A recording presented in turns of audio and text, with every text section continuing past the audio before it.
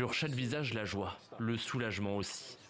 Près de 80 ans après la disparition d'un navire japonais, le Montevideo Maru, son épave est enfin retrouvée. Coulé pendant la Seconde Guerre mondiale alors qu'il faisait route vers la Chine, le navire avait à son bord 1000 hommes, prisonniers de guerre et civils de plusieurs pays. Parmi eux 864 soldats australiens. Cette découverte met fin au chapitre le plus tragique de l'histoire maritime du pays. Cette tragédie a vu la plus grande perte de vie d'Australiens en mer de notre histoire.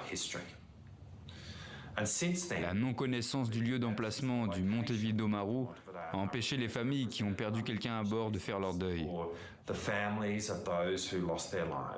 Torpillé par un sous-marin américain en juillet 1942, le navire est finalement localisé le 18 avril dernier au large des côtes philippines. La découverte intervient après 12 jours de recherche à l'aide d'un drone sous-marin. Le bateau était à plus de 4000 mètres de profondeur.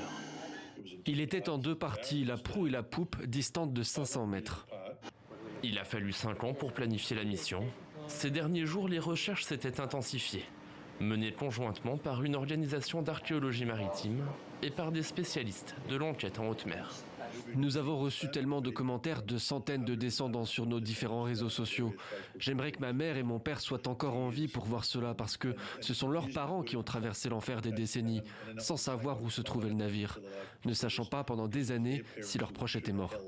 Malgré sa découverte, l'épave du Montevideo Maru ne sera pas dérangée. Aucun objet ou reste humain ne sera retiré par respect pour les familles des victimes.